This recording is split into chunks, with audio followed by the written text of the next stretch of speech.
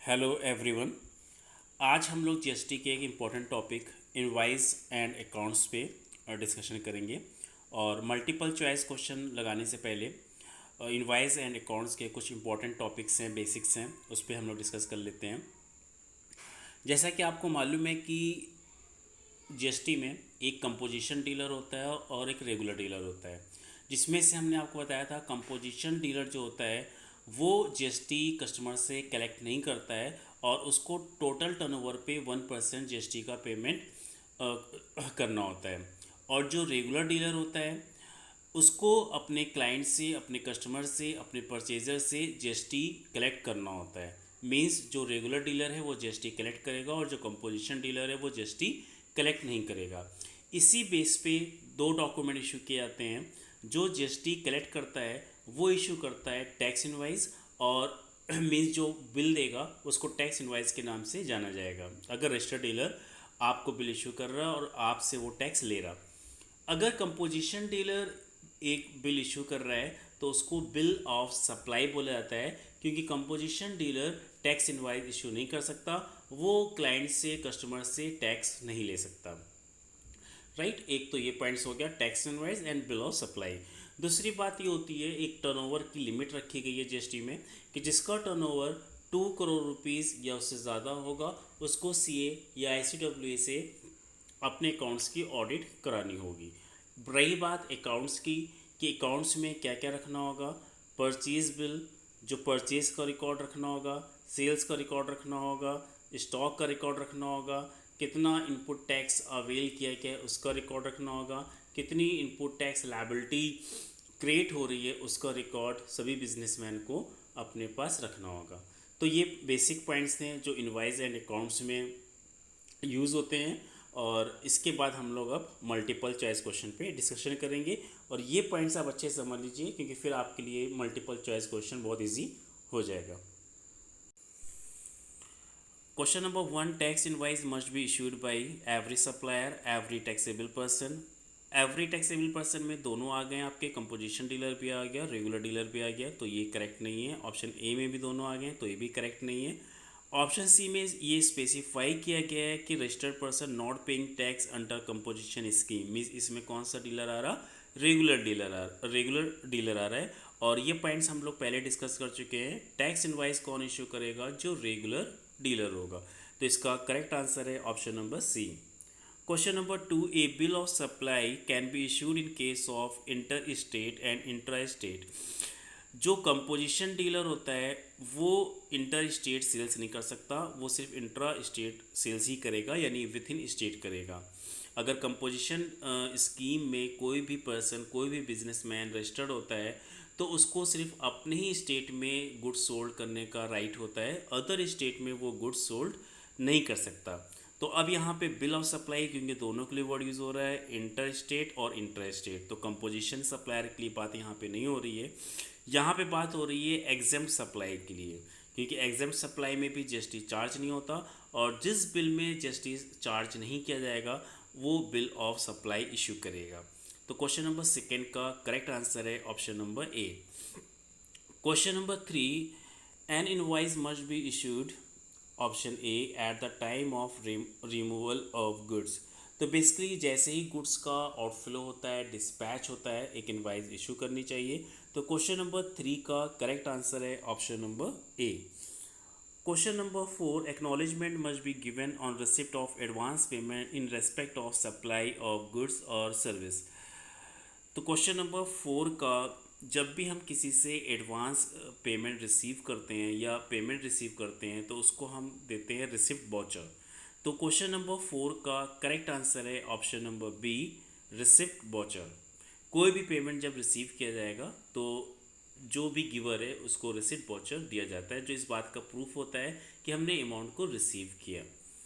Question number 5, a continuous supply of goods requires one of the following as a must. Options given है। जब हम किसी को continuous supply करते हैं तो जो सप्लायर होता है वो रेसिपिएंट को इनवाइस इशू करता है, और ये इनवाइस आपकी रेगुलर बेसिस पे, यानी जब भी गुड्स सप्लाई हो रहा है तब इशू किया जा सकता है, या एक टाइम के अकॉर्डिंग वीकली या आफ्टर 10 डेज, आफ्टर 15 डेज में भी इशू किया जा सकता है। इनवाइस जब गुड्स एंड सर्विस की सप्लाई हो जाती है उसके विद इन 13 डेज तक हर हाल में इनवाइस इशू कर देना चाहिए। तो इसका करेक्ट आंसर है क्वेश्चन ऑप्शन नंबर डी कि रेगुलर बेस पे भी सप्लायर इनवाइस इशू कर सकता है या टाइम के अकॉर्डिंग वीकली या 10 डेज के अकॉर्डिंग कोई भी गैप लेके इनवाइस इशू कर सकता है। Question number 6, recipient must issue an invoice in the following cases. यहाँ पे जब भी आप गुड्स का आउटफ्लो करते हो, जब आप सप्लायर होते हो तो आपको इनवाइस इशू करनी होती है। But in the case of आप अगर कोई अनरजिस्टर्ड डीलर से गुड्स परचेज कर रहे हो, क्योंकि अनरजिस्टर्ड डीलर आपसे टैक्स नहीं ले सकता, तो अगर आपने किसी अनरजिस्टर्ड डीलर से गुड्स परचेज किया है तो परचेज करने की कंडीशन में भी आपको इनवाइस इशू करना होगा। बट इसकी एक लिमिट भी है कि अगर आपने 5000 रुपीज़ से कम का परचेज किया है तो आपको इनवाइस इशू करने की ज़रूरत नहीं है। तो ये पॉइंट्स वेरी इंपॉर्टेंट है और याद रखिएगा कि अगर कोई रजिस्टर्ड पर्सन अनरजिस्टर्ड पर्सन से गुड्स परचेज करता है तो उसको मीन्स जो रेसिपिएंट है रजिस्टर्ड डीलर है उसको टैक्स इनवाइस इशू करनी होगी। तो क्वेश्चन नंबर 6 का करेक्ट आंसर हुआ option number B, the supplier is unregistered. Question number 7, a credit note is issued by and it is document accepted for GST purpose. दो आपके note issue होते हैं, credit note and debit note, और ये documents हैं।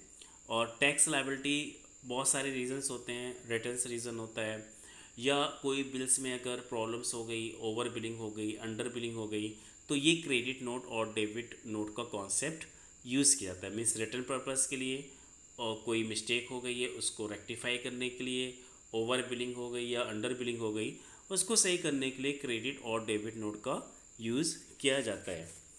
तो question number 7 का correct answer होगा credit note is issued by supplier. Supplier issue करता है क्रेडिट नोट, और ये इससे tax and tax value, taxable value दोनों क्या हो जाती है, रिड्यूस हो जाती है। मीन्स अगर कोई रिटर्न हुआ है उस कंडीशन में भी आपका हो जाता है, और दूसरी बात अगर कोई एरर्स हुई थी उसको रेक्टिफाई करने की पर्पज़ से भी क्रेडिट नोट इशू किया जाता है। इसी तरह से क्वेश्चन नंबर 8 भी आपका शो हो रहा है, जिस तरह से क्रेडिट नोट से tax and taxable value decrease होती है उसी तरह से डेबिट नोट से आपकी taxable value and tax value increase होती है। और ये भी कौन इशू करता है, सप्लायर इशू करता है। तो क्वेश्चन नंबर 8 का करेक्ट आंसर हुआ option number A. Question number 9, receipt voucher must contain option A detail of goods और services, option B invoice reference, option C full value of supply, option D none of these. इसका correct answer है details of goods और services. इसका miss हो गया, जब भी हम कोई रिसिप्ट वाउचर इशू कर रहे हैं तो हम किस पर्पज़ के लिए इशू कर रहे हैं, हमने क्या गुड्स परचेज किया था, क्या सर्विस अवेल किया था, इसका डिटेल इन्फॉर्मेशन रिसिप्ट वाउचर में होनी चाहिए। तो क्वेश्चन नंबर 8 का करेक्ट आंसर हुआ, क्वेश्चन नंबर 9 का करेक्ट आंसर हुआ option number A. Question number 10, the tax invoice should be issued. ये इसके बारे में भी हम लोग पहले डिस्कस कर चुके हैं कि within 30 days the date of supply of services और गुड्स कि 30 दिन के अंदर इनवाइस इशू कर देनी चाहिए। तो क्वेश्चन नंबर 10 का करेक्ट आंसर हुआ option number A. Question number 11, the books and other records are to be maintain at, यहाँ पे प्लेस गिवन है। बेसिकली जो प्रिंसिपल प्लेस होता है, मीन्स जो आपका रजिस्टर्ड ऑफिस होता है जहाँ पे मेन एक्टिविटीज़ और बिजनेस को ऑपरेट किया जा रहा है, जहाँ पे कंट्रोलिंग अथॉरिटी बैठती है, वहाँ पे बुक्स एंड अदर रिकॉर्ड्स होने चाहिए। तो क्वेश्चन नंबर 11 का करेक्ट आंसर है ऑप्शन नंबर सी, जो बिजनेस का प्रिंसिपल प्लेस होगा वहाँ पे books and other records maintain होने चाहिए। और ये प्रिंसिपल प्लेस आपका जो रजिस्ट्रेशन सर्टिफिकेट होता है उसमें ये मेंशन होता है। Question number 12, accounts are required to be maintained in. आपको सभी को मालूम है अकाउंट्स दो तरह से मेंटेन हो सकते हैं, ये भी वेरी इंपॉर्टेंट क्वेश्चन है। जितने भी क्वेश्चंस आपको यहाँ पे प्रोवाइड किए जा रहे हैं वेरी वेरी इंपॉर्टेंट क्वेश्चंस हैं। Manual form, electronic form means comprise system, और option C manual and comprise means दोनों में मेंटेन करना है। ऑप्शन डी मैनुअल और इलेक्ट्रॉनिक फॉर्म। तो इसका करेक्ट आंसर है ऑप्शन नंबर डी। ये बिजनेसमैन के ऊपर डिपेंड करता है कि वो अकाउंट्स मैनुअल मेंटेन कर रहा है या इलेक्ट्रॉनिक फॉर्म में मीन्स कंप्यूटराइज वे में मेंटेन कर रहा है। Question number 13, who of the below even if not registered is required to maintain records। Means अगर कोई पर्सन रजिस्टर्ड नहीं है तो भी उसको रिकॉर्ड्स मेंटेन करना है। Option A owner of warehouse, owner of godown, owner of any other place used for storage of goods. तो मीन्स अगर कोई पर्सन रजिस्टर्ड नहीं है बट उसके प्लेस पे गुड्स का स्टोरेज किया जा रहा है, चाहे वो वेयर हाउस हो चाहे गोडाउन हो, उसको भी रिकॉर्ड मेंटेन करना मैंडेटरी होगा। तो क्वेश्चन नंबर 13 का करेक्ट आंसर है option number D. Question number 14, if turnover during a financial year exceed ₹2 crore then accounts get audited by CA and chart cost accountant. तो इसका करेक्ट आंसर है option number C. दोनों में से किसी से भी ऑडिट कराया जा सकता है अगर टर्नओवर 2 करोड़ रुपीज़ या उससे ज़्यादा होता है। Question number 15, what accounts and records are required to be maintained by every registered taxable person at his principal place of business। Names दिए हैं अकाउंट्स के, inward supply, outward supply, stock of goods, input tax credit availed, output tax payable and paid, and accounts of production और manufacturer of goods. तो सारे ही records mandatory होते हैं businessman के लिए, अपने प्रिंसिपल प्लेस पे सारे ही रिकॉर्ड रखने होंगे। तो क्वेश्चन नंबर 15 का करेक्ट ऑप्शन होगा ऑप्शन नंबर एफ। तो आई थिंक ये जो क्वेश्चन सारे प्रोवाइड किए गए हैं इनवाइज एंड अकाउंट से related very very important questions हैं और एग्जामिनेशन पॉइंट ऑफ व्यू से इंपॉर्टेंट है। अगर आप बिजनेस कर रहे हैं उसके पॉइंट ऑफ व्यू से भी इंपॉर्टेंट है।